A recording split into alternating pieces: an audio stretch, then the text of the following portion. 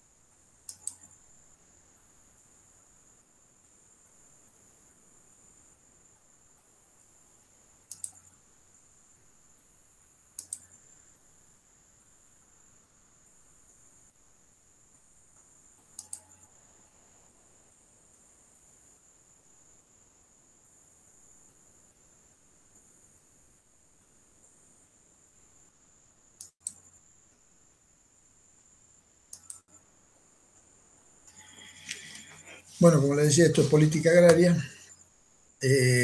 Ya lo habíamos visto, al igual que la política forestal. La política agraria forma parte, digamos, de la política económica, y la política económica habíamos visto que es la intervención del Estado en todo proceso de producción y distribución de bienes y servicios. La política agraria, así como la política forestal, la política ganadera, son políticas sectoriales dentro de lo que es la política económica también.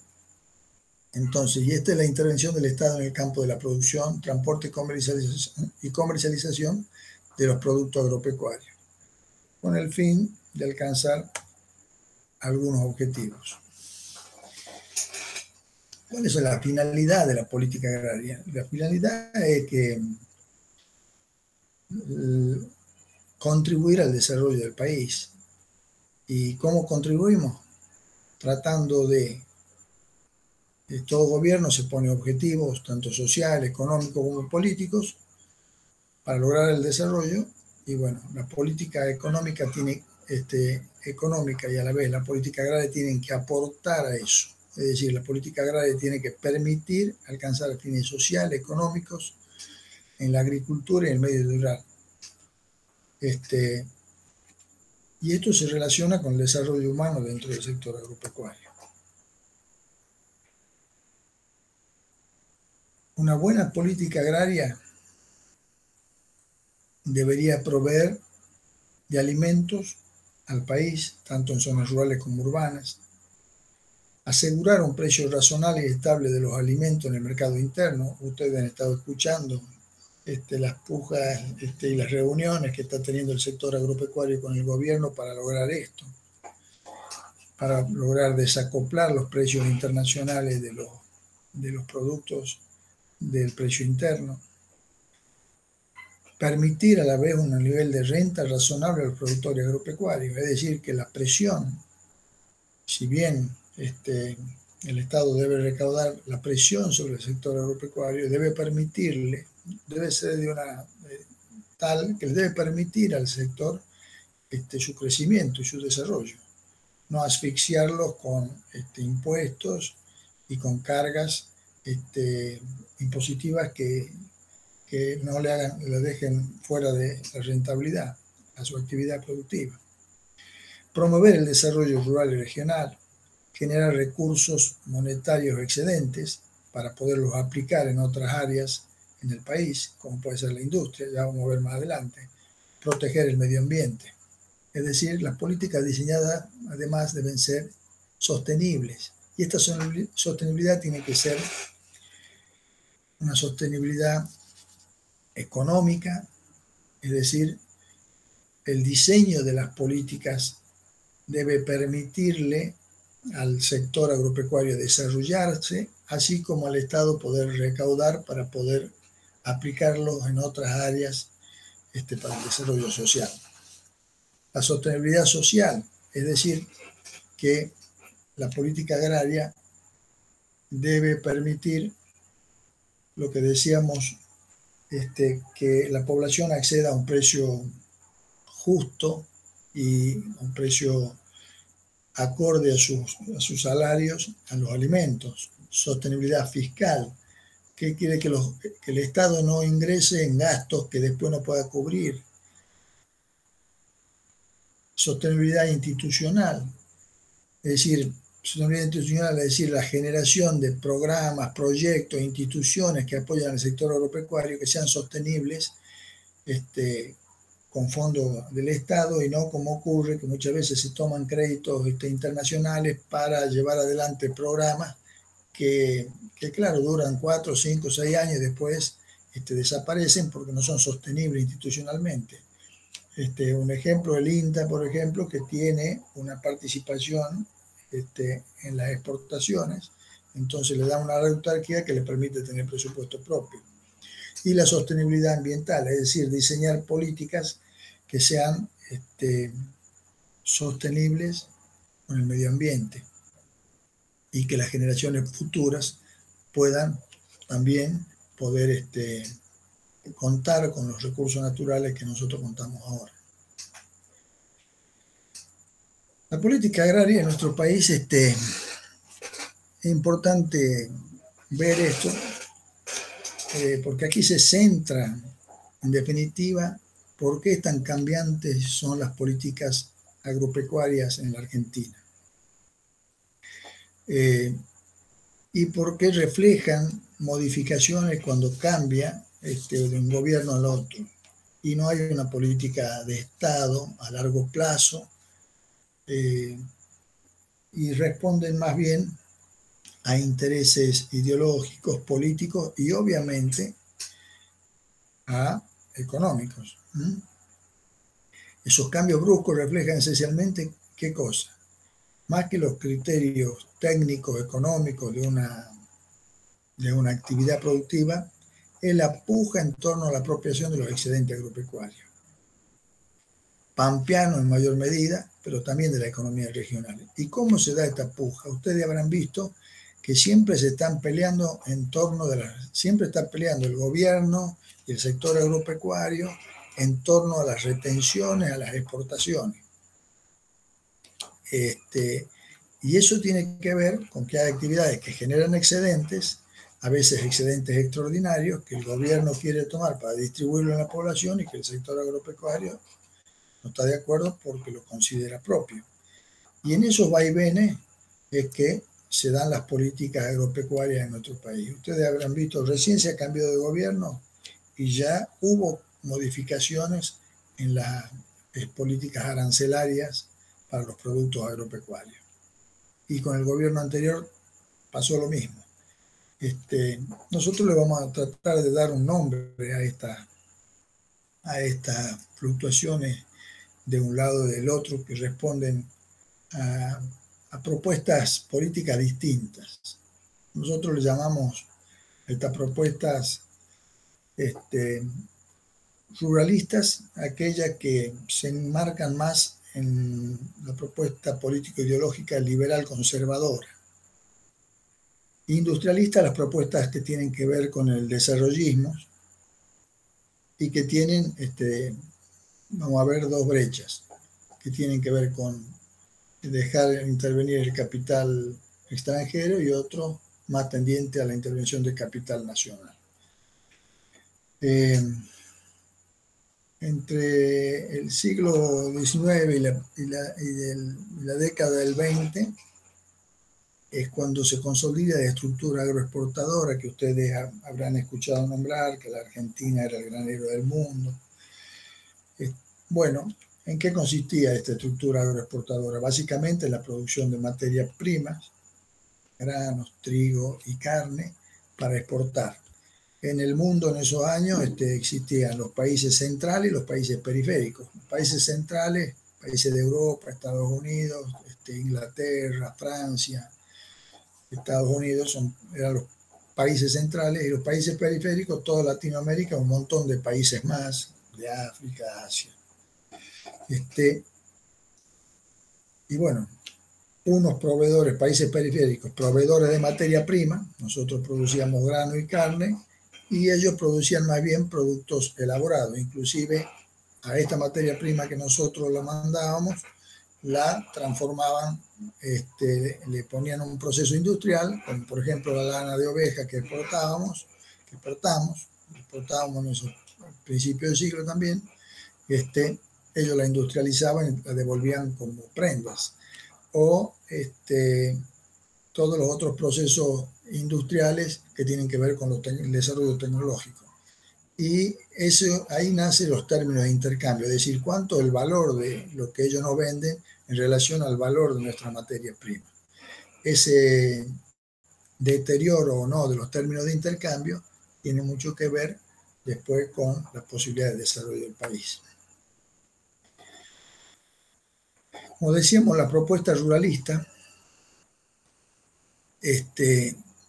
tiene algunos rasgos claros liberales conservadores. Por ejemplo, el derecho de la propiedad con seguridad jurídica para la valoración especulativa de la tierra, es decir, no importa que yo sea el dueño de la tierra y no importa si la produzco o no. Lo importante es que yo decido qué hacer con la tierra, si la utilizo como renta, la pongo en uso o la utilizo con fines especulativos y nada más. Acceso a la renta diferencial por la comercialización externa de los productos agropecuarios, es decir, que el productor y no el Estado sea quien se quede con la diferencial que hay entre el precio internacional y el precio local, sobre todo en el tipo de cambio. Funcionamiento de la economía abierta, es decir, que no haya trabas a las exportaciones y a las importaciones, desarrollo del sector por libre iniciativa privada, donde no haya intervención del Estado y a través de la capitalización y tecnificación de las actividades. En la obtención de ingresos, es decir, el sector agropecuario debe recibir el total precio internacional, lo que decíamos, acceso a la renta diferencial por la comercialización, es decir, rechaza la retención. Mercado cambiario libre, es decir, que no sea un mercado de cambio regulado, sino que, por ejemplo, el dólar tenga un precio libre que no esté regulado por el Estado. Comercialización por empresas privadas y no estatales, y vamos a ver más adelante cómo hay una contradicción de acuerdo a si nos conviene o no nos conviene en el momento que nos toca vender nuestra producción. Ningún tipo de gravamen o impuesto diferencial al comercio o a la propiedad. ¿Se acuerdan ustedes? La renta normal potencial de Ghiberti, el proyecto de ley que fue aprobado y que nunca se aplicó a principios de los años 70, que pretendía el cobro de una renta normal potencial en función de la potencialidad de la tierra. Y bueno, todos los periodos del principio de año y hasta los años 40, el país, la política agraria tenía que ver con lo que le llamamos una propuesta ruralistas. En 1880-1914, en este periodo, nace el modelo agroexportador. De 1915 a 1930, ahí se consolida el granero del mundo, que era la Argentina, el modelo agroexportador. Entre 1915 y 1930, con la crisis del comercio mundial, Primera Guerra, la crisis económica, la depresión de los años 30, ahí empieza como un incipiente proceso de sustitución de importaciones, porque no recibíamos por la guerra producción de allá y por la crisis económica que tenían los países, todos los países del mundo. Se inicia, obligado por la consecuencia, un leve proceso de sustitución de importaciones a través de la producción de manufacturas locales. Lo que le decía hace un rato, cómo hay por ahí esas incongruencias. Queremos que el Estado no intervenga de acuerdo a si nos conviene económicamente. Porque las mismas propuestas ruralistas, la misma propuesta ideológica, digamos, conservadora, es la que motorizó en los años 30 a la intervención del Estado en el mercado de la producción agropecuaria. La crisis del comercio internacional por la depresión económica mundial, ¿qué es lo que genera? Los países centrales, por ejemplo, Inglaterra prioriza comprarle a sus colonias, disminuye la importación de trigo, disminuye la importación de carne, se caen los precios internacionales. Entonces, se presiona al Estado para que cree la Junta Nacional de Granos, la Junta Nacional de Carne y un frigorífico, que es la Corporación Argentina de Productores de Carne, se llamaba CAP, las iniciales, que producían picadillos, producían agroindustria de la carne, en el año 33. Y se inicia un proceso ¿y para qué la crean? Entonces, el Estado, ¿qué hacía? Compraba a un precio sostén al productor mayor que el precio internacional y después vendía esa carne, ese grano, al exterior a un precio menor. Es decir, que el productor no tenía pérdida, pero el Estado sí. Es decir, que en el momento en que no era rentable el sector agropecuario, sí se propiciaba esta propuesta ruralista, sí propiciaban la intervención del Estado para verse favorecidos y el Estado pierda su plata en el momento del intercambio. La propuesta industrialista tiene más que ver, esto lo decíamos, con el desarrollismo y propone un poco financiar desde el sector agropecuario, con el ingreso de esas divisas, a la creación de industrias locales para la sustitución de importaciones y lograr no gastar tanto dólares en las importaciones por ir reemplazando con la producción local. Decimos que tenía dos líneas. Uno que se asocia al capital extranjero, pueden ser multinacionales granarias, por ejemplo, y otras que prefieren solo el ahorro interno y una estrecha relación con el capital industrial nacional, y donde haya una fuerte intervención del Estado. Y en esas dos vertientes que se ha movido la propuesta industrialista, con mayor o menor intervención del Estado, pero siempre tendiendo a la sustitución de importaciones a partir de financiar con los dólares que ingresan del sector agropecuario a la demanda de dólares para la importación de insumos y de maquinaria del sector industrial. Y ese es el cuello de botella. Esta propuesta tiene el condicionante de que requiere un aumento sostenido de la producción agraria y de la exportación, que permita obtener decíamos, los dólares para el desarrollo conjunto del sistema económico, es decir, lo que decíamos, el desarrollo industrial, y lograr la sustitución de importaciones. Y esto podemos marcarlo en 3 etapas, que la vamos a ver rápidamente, después la ven ustedes. Lo que fue la etapa reformista de 46-63, el primer gobierno de Perón, donde hubo fomento del desarrollo de unidades familiares, prórroga de contratos de arriendo, suspensión de desalojo, el estatuto del peón rural, control del Estado en la comercialización de los productos, fomento de las organizaciones cooperativas. Después el Estado, lo que decíamos, o sea, ahí hubo una fuerte intervención del Estado aliándose con el capital nacional. Vendría a ser una de las propuestas del industrialismo.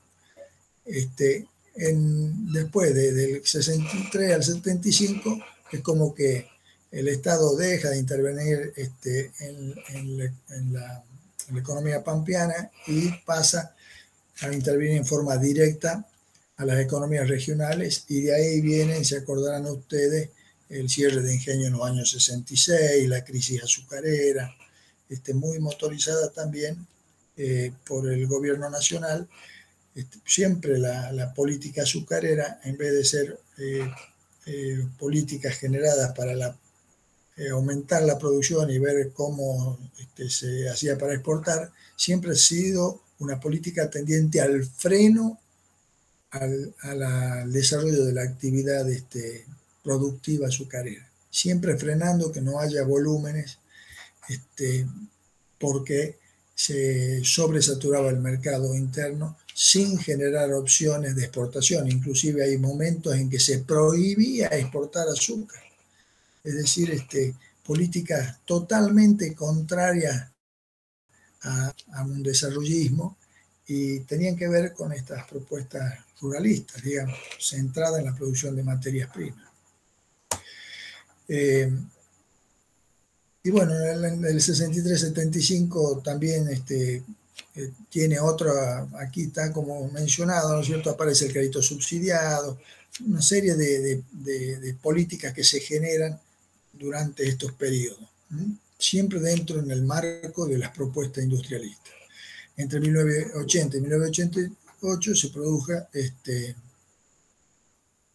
como un salto en la producción agropecuaria. Los precios internacionales en ese primer periodo de los años 80 y fin de los 70 eran muy buenos, y eso permitió también una mayor renta del sector agropecuario y produjo una tecnificación importante, por lo que hubo saltos productivos, por lo que se le dio a llamar a esta etapa la agroindustrialización del sector agropecuario. Disminuyó la brecha tecnológica con los países de punta, se industrializó la actividad agrícola, acceso fluido a los mercados de insumos y productos, se priorizaba en la empresa rural la aceptación de sociedades anónimas, o sea, se le dio financiamiento al sector. Después de esta etapa del 45 a los 80, que fue una etapa de la propuesta industrialista, vuelve a arrancar otra etapa ruralista con la propuesta de regulación absoluta de la economía entre 1991 y 2002, la etapa de desregulación económica, ahí donde se disuelven la Junta Nacional de Grano, la Junta Nacional de Carne, la Dirección Nacional de Azúcar, la Comisión de Yerba Mate, el mercado consignatario de yerba mate. Todo esto que había sido la Junta, que había sido creado en los años 30, la Dirección Nacional de Azúcar, que tuvo sus primeros pasos en la creación de los años 40, y después fue mutándose, ampliando las funciones. Se elimina la retención a la exportación y aranceles de importación, salvo el azúcar, porque los gobiernos provinciales pelearon para evitar que entre el azúcar subsidiada de Brasil, subsidiada pero además por producción de menores costos, pero había un subsidio indirecto por la producción de alcohol que ellos tenían para mezclar con el combustible. También todos los bienes pertenecientes a estos organismos, Junta Nacional de Granos, todo eso, que los silos de las plantas de silo que existían en todo el país fueron vendidas al sector privado.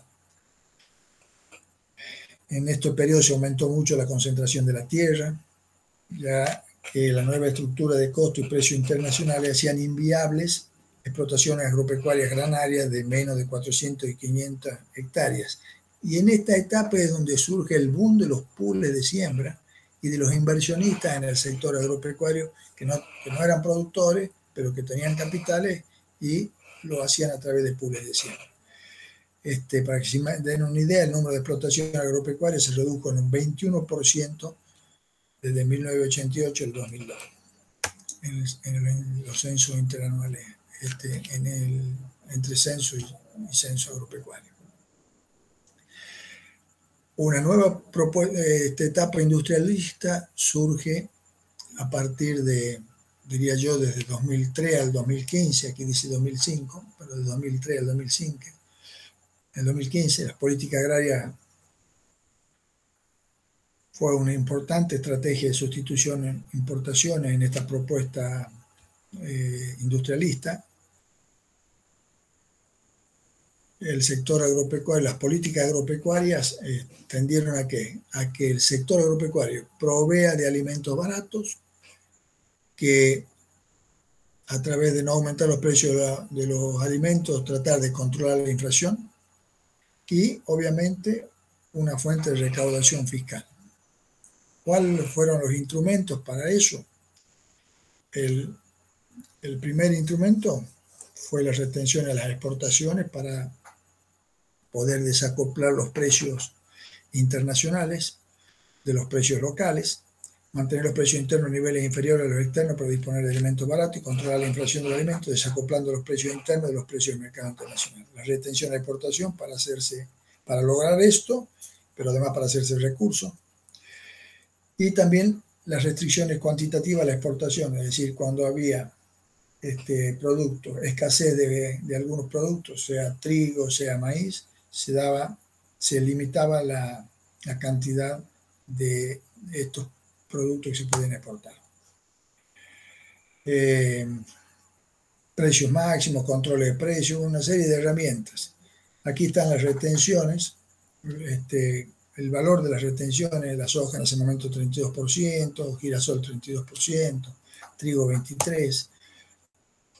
Lo que hablábamos recién sobre el tema de sustitución de importaciones, ¿por qué la propuesta industrialista, si queremos nosotros lograr sustitución de importaciones? Fíjense cuál es el sector que ingresa dólares. Es decir, porque ingresa muchos dólares y consume poco a partir de la importación. Por ejemplo, aquí, exportaciones, 43.296 millones. Estamos hablando de datos viejos, ¿no? Pero no interesan tanto los datos, sino para ver comparativamente cómo el ingreso de divisas y el consumo de divisas a través de las importaciones. Ustedes ven que aquí era una balanza positiva, es decir, se exportaba más de lo que se importaba. Pero los productos agropecuarios, miren, eran más de la mitad de los bienes, los dólares que ingresaban por exportación. Y la importación era insignificante para lo que ingresaba. O sea que tenía un saldo positivo el sector de 40.000. En cambio, miren las manufacturas. Sí, se exportan productos industrializados. Casi 26.000 millones de dólares. Pero miren la importación de entre insumo y maquinaria para lograr esto. Tenemos 31.000 millones de déficit. ¿Quién financia eso? El sector agropecuario. Por eso tiene que haber un permanente aumento de la producción para lograr este aumento de exportaciones, para lograr este ingreso de divisas, y el sector tiene que hacerse más eficiente, aumentar su exportación y obviamente tratar de ir disminuyendo las importaciones de productos de insumos, maquinaria. Igual la maquinaria y equipos, ¿ven? Máquinas y equipos, aquí también entra el sector agropecuario, parte le corresponde, es deficitaria. Son las dos grandes déficits, maquinaria y equipos y y los insumos para lograr la producción industrial. Eso les quería mostrar. Es el cuello de botella de la propuesta industrialista.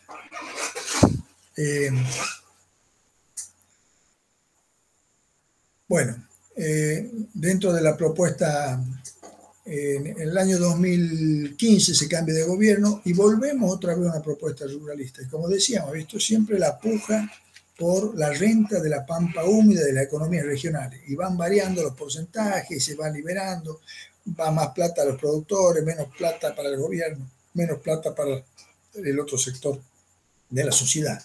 Se liberó las exportaciones, miren, 4 años, todo lo opuesto. Se liberó exportaciones, se inició un proceso de liberación de importaciones, se devaluó el 38% del tipo de cambio, favoreciendo las exportaciones, pero no tan solo aquí se devaluó, sino que al bajar las retenciones, esto una sola vez ocurrió que un gobierno, al momento de devaluar, además baje las retenciones. ¿Por qué? Porque cuando el gobierno devalúa también, o sea, las retenciones las mantiene o las aumenta. ¿Para qué? Para hacerse, para formar, digamos, para también ser uno de los beneficiarios de esa devaluación. En cambio aquí, el Estado devaluó la moneda, el 38%, y le quitó las retenciones, por ejemplo, al maíz, que tenía el 20%. Es decir, que un productor que hacía producía aves o cerdos, pasó a tener de un día para el otro un costo mayor de un 58%. El 20% de las retenciones, con lo cual le sube el precio interno del maíz, porque al productor agropecuario que hace maíz le conviene exportarlo, y la devaluación del 38%, es decir, que el precio interno del maíz subió el 58%, es decir, que el costo en una dieta alimenticia de alimento balanceado para ave o porcino, el maíz nunca está en un menos de un 65 o 70%. Es decir que imagínense el aumento y el salto de costos. Por eso que también ahí se fundieron muchos productores avícolas, muchos productores porcinos, además de abrir la importación de cerdo de Brasil. Es decir, hubo una puja de quién se quedaba con la renta. Y así varían. Bueno, estas son las retenciones que se instauraron. Después, en septiembre de 2018, las tuvieron que volver a poner porque el Estado se desfinanció y por presión. Al cambio de gobierno vuelve a implementarse una política industrialista, le llamemos, o consejo industrialista, es decir, tratando de promover el financiamiento de sustitución de importación a través de industrias locales. Esta es la tabla, si ustedes la ven, la tabla de la mayoría de los derechos de exportación bajaron, los derechos de exportación o retenciones, ¿no es cierto? Fíjense, girasol, maíz, trigo, bajaron en relación, sí subió el de la soja, que era del 30% y subió al 33%, pero eso para productores de más de 1.000 toneladas.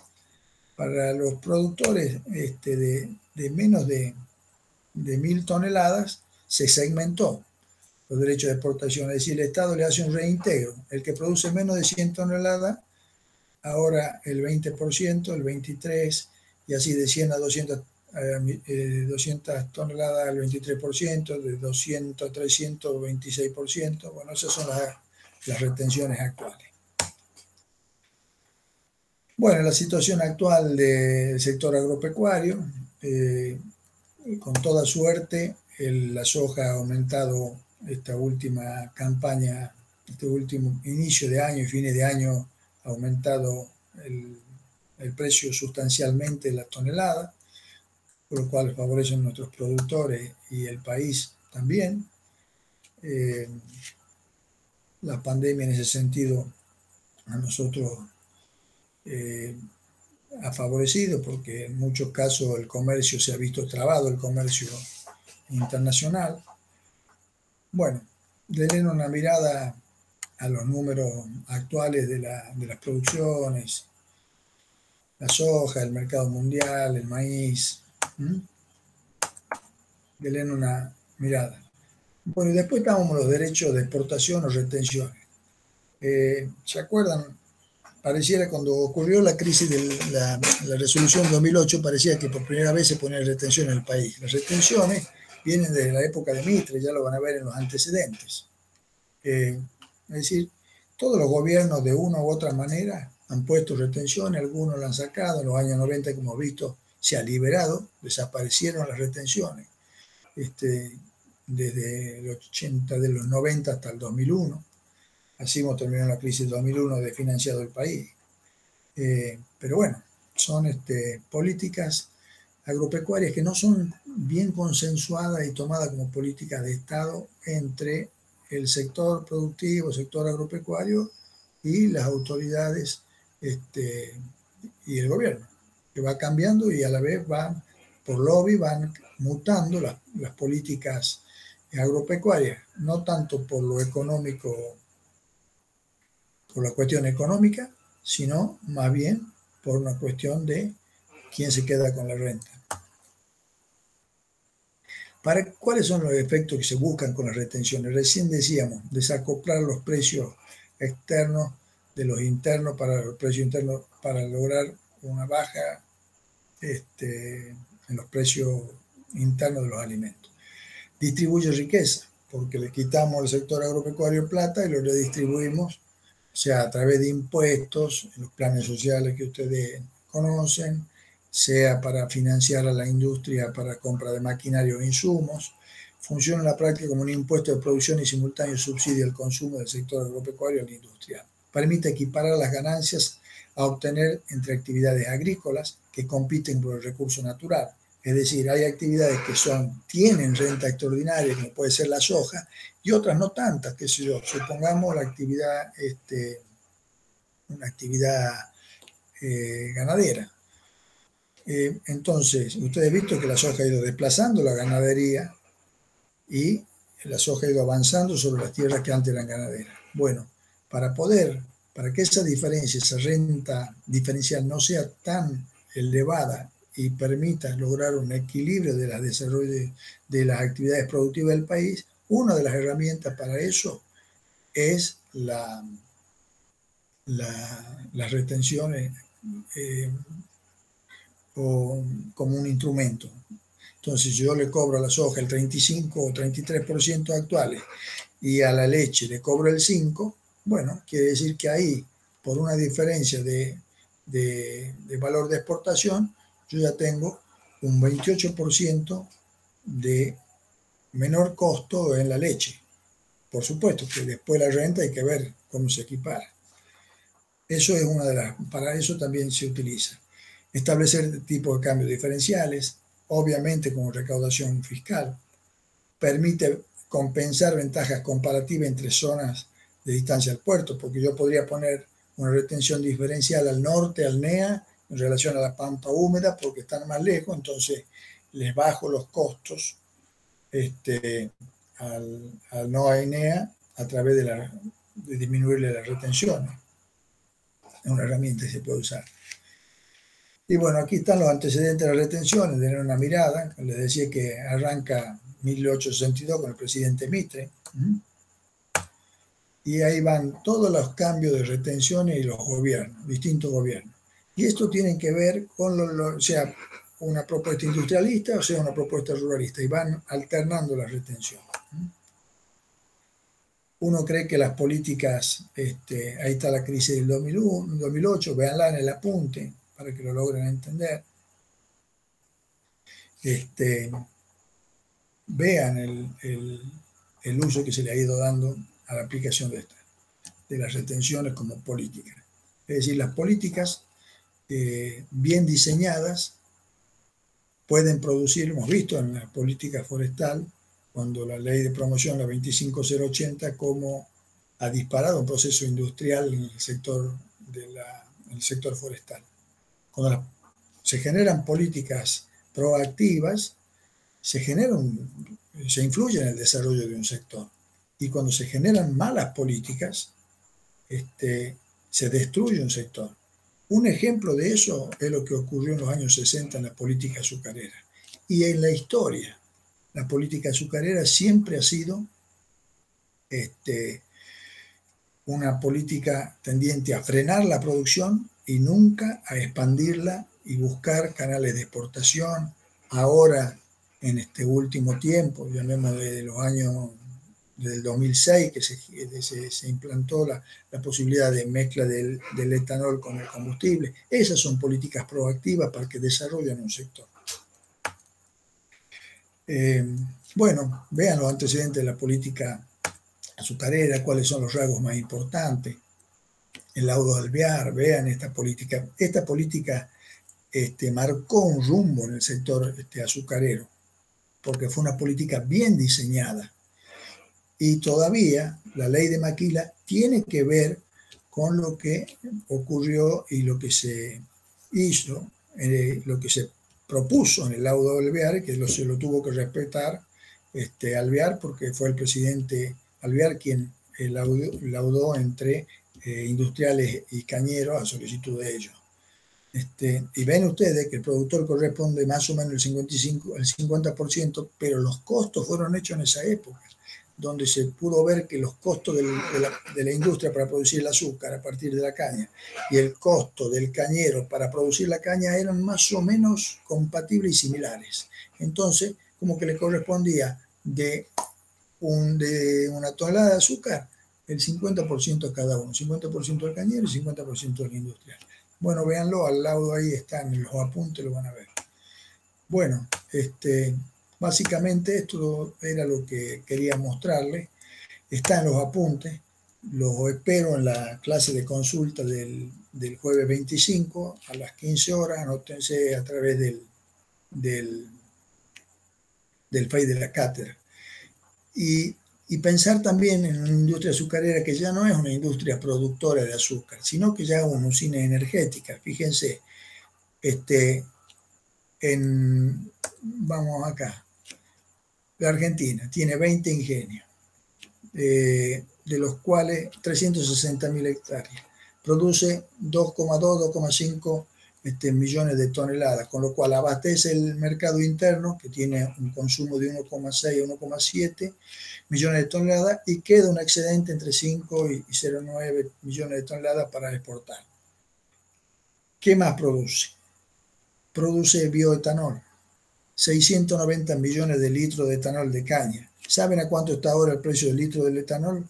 A 43 pesos el litro le pagan al ingenio. O sea, multipliquen 690 millones de litros por 43.5. Es una plata importante que entra a nuestra provincia, que entra y que se sustituye de importaciones de combustible, porque muchas veces importan nafta. Al mezclar este volumen de etanol, son 690 millones de litros menos de combustible de base de petróleo que se utilizan. Es decir, que hay un horizonte importante para desarrollar. También la generación de energía. Se producen 100 megabytes de cogeneración de energía a partir de la biomasa, sea a través del bagazo, sea a través de los residuos de cosecha. Es decir, los ingenios azucareros ahora son usinas energéticas. Y así, si esto se promueve y no se obstaculiza el desarrollo de la producción de caña de azúcar, como se ha hecho históricamente con la política azucarera, bueno, probablemente nuestra provincia y nuestro país logre una importante sustitución, por ejemplo, de importación a partir de la importación de combustible. Bueno, los espero entonces, muchas gracias, los espero el 25, ¿no? 25 a las 15 horas en la consulta. Chao chicos, hasta luego.